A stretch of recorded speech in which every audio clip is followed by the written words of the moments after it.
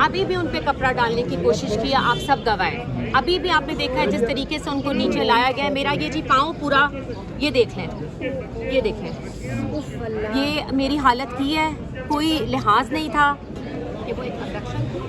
जिस तरीके से उनको घर से उठाया गया, I would like to correct all the media कि वो एक अब्डक्शन थी, it was not an arrest. Video चल रही है जिस तरीके से उनको उठाया गया घर से 12 लोगों के साथ, उनका फ़ोन उनके पास है और वो कह रहे हैं कि जी हमने बरामद करना है। कौन सी बरामदगी है? फ़ोन आपके पास है, हम एप्लीकेशन दे रहे हैं मजिस्ट्रेट साहब को कि उनका नंबर बंद किया जाए। उनके नंबर से हमें मैसेजेस आ रहे हैं unknown. So I don't think so कि it's an arrest, legal arrest. मुझे नहीं पता जी कौन लोग पीछे रिटायर्ड हैं वो जो जिन्होंने इनको खुदाई बने हैं। वकूआ जो है वो लाहौर में हुआ है, पर्चा दर्ज इस्लामाबाद में हो रहा है, अब्डक्शन लाहौर घर से हो रही है। देखिए ना आप, कॉलेज 6 बजे गिरफ्तारी डली है, 5:30 बजे उनको उठाया गया है। 541 की फुटेज आप लोगों के पास आ गई है।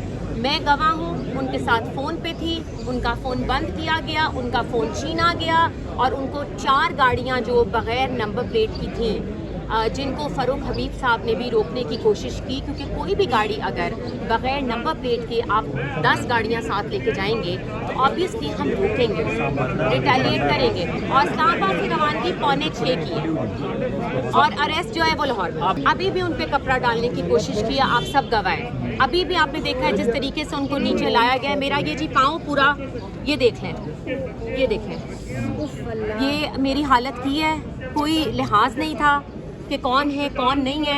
I am going to see a doctor now कि आई कैन नॉट वॉक इसमें अभी, लेकिन हम फिर भी मैं उनके जितना पीछे जा सकती हूँ as a wife, as a supporter, मैं उनके साथ खड़ी हूँ। आपने देखा है it's been 3 days I haven't slept for an hour. मैं यही पूछने लगा था कि एक इंडिया के लिए बड़ा मुश्किल लम्हा है ये, जब शौहर को हथकड़ी लगे और ऐसे लोग जिनका मतलब गाड़ी की नंबर प्लेट्स भी नहीं है उनको उठा लिया गया, जिस तरह से आप एब्डक्शन कह रही हैं।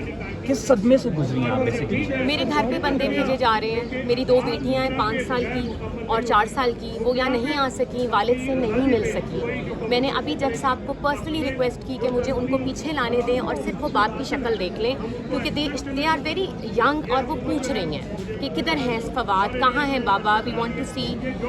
नहीं मिलने दी। मुझे कहा गया जी बख्शी गाने में ले आए, हम वहाँ गए हैं, वहाँ नहीं। It's a mentally torture for us. मैं आपको बताऊँ इस वक्त मेरे लिए स्पेशली जिस उस पर हम गुजरे हैं। लेकिन मैं शुक्रिया करना चाहूँगी सारे मीडिया का, सारे भाइयों का, जिस तरीके से मुझे सपोर्ट कर रहे हैं और आप लोग ही मेरी स्ट्रेंथ हैं। Thank you so much. एक आखिरी क्वेश्चन सिर्फ ये लीजिएगा कि फवाद चौधरी साहब की तकरीर मैंने भी खुद एनालाइज की है, बहुत सारे टीवी चैनल्स पे भी चली है। उसमें जो एक बात है, आप समझती हैं कि वो बात दुरुस्त है या नहीं, वो मैं आपसे कमेंट चाहूँगा, जिसमें वो कह रहे हैं कि इलेक्शन कमीशन के घर वालों को, उनके ख़ानदान को जब हम इक़्तिदार में आएंगे तो देख लेंगे। How do you see this?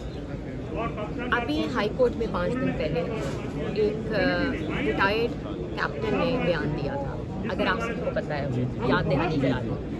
उनके जो उन्होंने जो विद ड्यू रिस्पेक्ट जो नाम लिए हैं, मेरे लिए वो बहुत रिस्पेक्ट है सारे नाम, क्योंकि मैं किसी किस्म का बियॉन्ड द लॉ नहीं जाना चाहती उनको तनकीद करके, क्योंकि देयर इज़ नो एविडेंस कि हम उनको तकरीर करें। तो उन्होंने जो नाम लिए वो मुझे बताएं कि वो सही थे। वहाँ तो कुछ नहीं हुआ, वहाँ तो किसी को कोई आ नहीं हुई।